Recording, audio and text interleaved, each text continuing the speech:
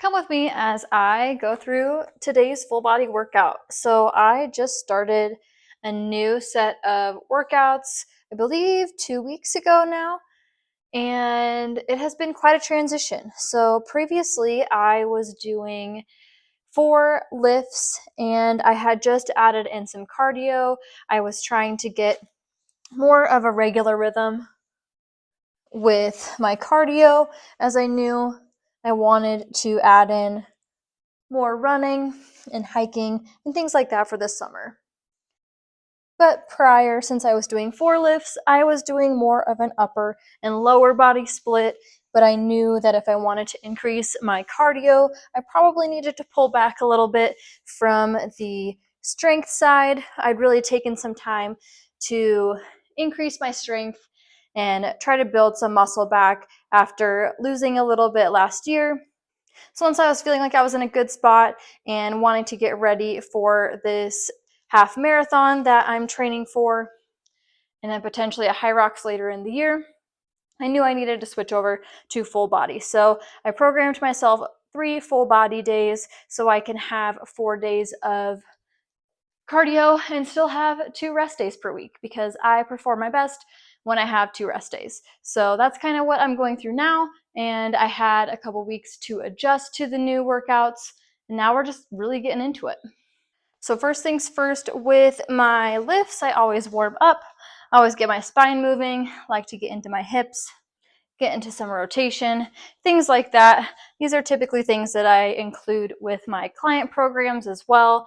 And that's also how I train. I always want to make sure that my body's feeling good and that I am moving all the joints, moving all the muscles, and just want to have that general fitness. After I'm all done with my warm-up, I like to do a little bit of core just to, one, get that activated before we get into the bigger lifts, but also if I don't do it at the beginning, I'm probably not going to do it at the end. So this is just my way of getting it done. Today I have programmed some bird dogs.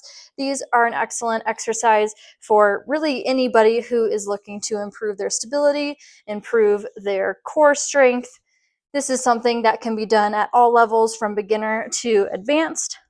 After core, I like to get into some plyometrics. Plyometrics are a must in all of my programs, regardless of what phase we're in.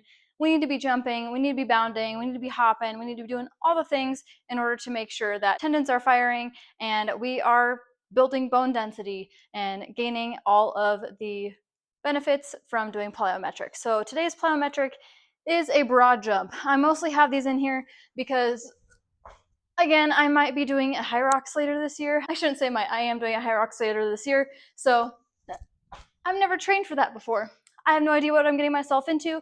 So I want to make sure that I'm getting some broad jumps in here. I'm not quite ready for the burpees yet. They're not my favorite. So we're getting into some of these. Usually I work out without shoes on. And the first few times I tried them without shoes on, I was like, wow, this sucks. So when I put shoes on, they only kind of suck. So 2 thumbs up for that. Regardless of what the lift is, whether you're doing full body or an upper lower split or something like that, you always want to do your bigger lifts at the beginning. I always like to say the most important stuff goes first. So bench press is the main thing I'm going to be working on today. That's going to be both my compound movement and my primary pressing movement, or pushing movement, I should say.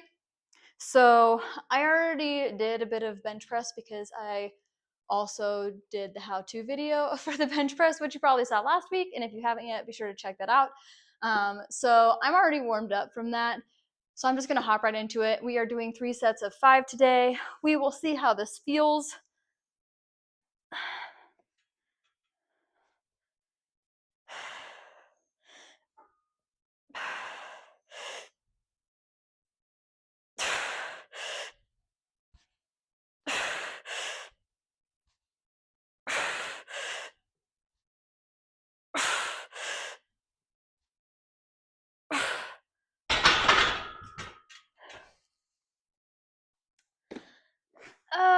I'm going to say like a RPE 7. So I should probably put more weight on. So as I mentioned, the bench press was going to be my main pushing movement. Generally, in full body workouts, you want to have a pushing, a pulling for both upper body and lower body. So we've got our pushing for upper body out of the way. I'm now going to get into pulling, so I'm going to be doing some single arm rows today. But one thing you want to keep in mind when you are doing pushing and pulling movements is that throughout the week you want to be doing both horizontal and vertical pulling and pushing movements. So it's not only horizontal like these rows. We're getting vertical pulling through lat pull downs, lat pull throughs, pull ups, things like that.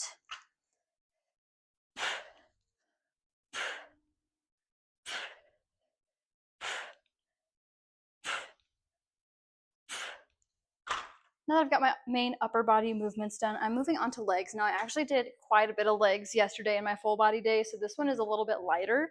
I've just got lunges today, which really is getting quads, glutes, hamstrings. So it's more of a well-rounded exercise. I'm doing deficit, so getting a little bit more range of motion at the bottom of the movement, pressing up through that front leg.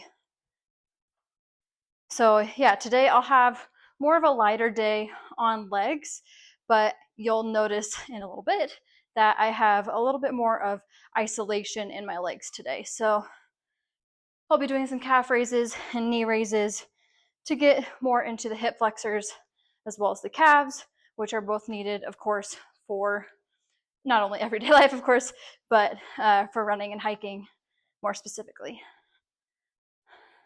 So really for today's lift, the main lift was, of course, the bench press, and then we have the rest of the full body, which was single arm rows, deficit lunges, and really I would generally have maybe 4, but again, yesterday, like my full body 1 day, this is full body 2 that I'm working on. Full body 1 is a pretty hefty day that I did yesterday. It's got squats, single leg RDLs, shoulder press, and lat pull down. So it's a pretty heavy day, especially because I'm always working, not always, but I am currently working in the RPE of 7 to 9 for most of these exercises. So it was a little bit more of a heavier day yesterday. I also did a run yesterday. So going a little bit lighter, just having like those 3 main-ish movements, and then gonna get into accessories next. Of course, gotta do the biceps because runners do upper body as well. Need to keep those biceps, those shoulders, those triceps all in check.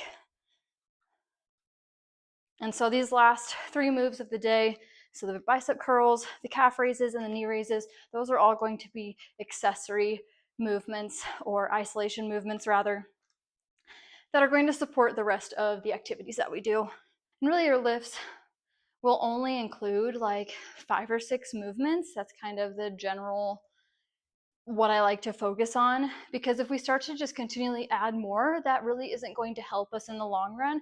I'd rather you separate those out over multiple days. So for example, I'm actually doing I'm doing slightly less volume than I was when I was doing the upper lower splits, but I'm still keeping most of those movements in. I just have them on different days so I can do 3 days of having upper body and lower body, throughout the week, instead of just having 2 days dedicated to upper body and 2 days dedicated to lower body, spreading out that volume within full body days.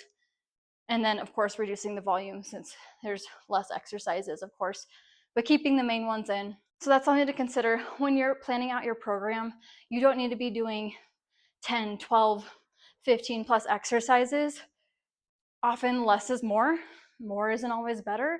And that's something that you need to keep in mind, especially if you have hybrid training goals or you are both doing cardiovascular training and strength training. You want to be able to manage that volume so you're not just throwing a bunch of junk in there and not getting anywhere and not progressing because we're just doing so many things. And trust me, I've done it before, especially when I first started lifting. I was doing like 12 different glute exercises, a ton of everything.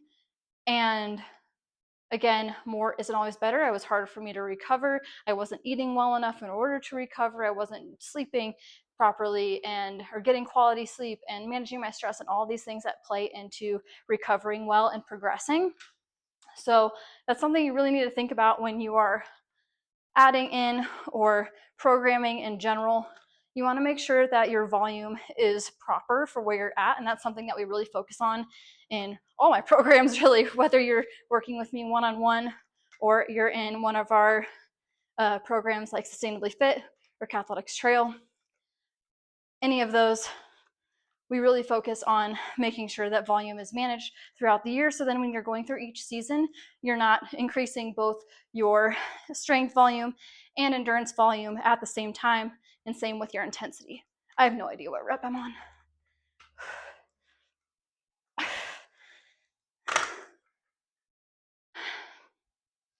And honestly, that's a big perk of having a trainer, having a coach, where you can rely on them to manage your training volume and work with them in order to meet you where you are and continue to progress, because fitness is for life. Got to keep going. All right, so I'm going to be combining my isolation exercises because this is my first time doing a full YouTube workout video, and it takes a little bit more time than I was anticipating. So you know what? We're gonna superset these, which is totally fine, especially for isolation movements and they're working different parts of your body. If you are short on time, highly recommend combine those two, get her done. So deficit calf raises. I took my shoes off for this one. I like to be able to feel the stretch and make sure that my feet are engaged properly, because sometimes shoes can make you like roll out to the side of your foot or the inside of your foot, or maybe not have an even balance. And we want to have an even balance from your underneath your big toe all the way through to your little toe. So heels are off, and we're gonna get a full stretch in the calf first, come up, and then I want to control it down. So that's one big part of the deficit calf raises, is that I want to control the movement and not just kind of do. So getting good contraction as well as the eccentric motion there. Calf raises are something that I recommend not only for hikers and runners, because we really want to make sure our feet are strong, ankles are strong, and our stabilizers, but also for just day-to-day people. You'd be surprised to hear how often I am working with people and they have different foot issues and the feet are really connected to the hips. So often I see both of those things. So depending on the level, of course, we want to send somebody to a physical therapist, but at the same time, there are things that we can incorporate into our day-to-day strength training that can help prevent those things and make those things better. So calf raises are one of those accessible things that we can regularly add into our program that can help that. I have no idea what number I'm on, but it's burning. And so that's something, especially again, if you are a runner or hiker, I do recommend adding that in really throughout your week. If it's part of your run warm-up, or if you're just doing it for some ankle stability, or if you're doing it as part of your strength workout, highly recommend. The other isolation move that we're going to be doing are knee raises. So this is going to be for your hip flexors. So I want us to really keep the hips stable here. You can hold on to something if that feels more comfortable for you, and you can stabilize your hips a little bit better that way, but we're focusing on the flexion at the hip and then coming back down. If you want to have a little bit more of a stability factor in there and work your foot that is on the ground, then you can do it without holding on to anything. But again, wanting to make sure that we're not hiking the hip up at all, or just keeping them stable. This is also one that you can add in as a warm-up to your runs or your hikes, just to get those hip flexors firing. But in general, it is one that you want to do, especially if you are somebody who's like, oh, my hip flexors feel tight all the time. This is a good one to add in, because often we just need to strengthen them. And you can strengthen them through several other exercises that aren't just an isolation move like this one. But this is a good one, like I said, to add in, whether it's in your warm-up or at the end of your workout like I'm doing here for some isolation exercises. That's going to wrap up my full body workout for the day. If you enjoyed this type of video, please let me know by liking and commenting below. Otherwise, be sure to hit that subscribe button, and we'll see you in the next one.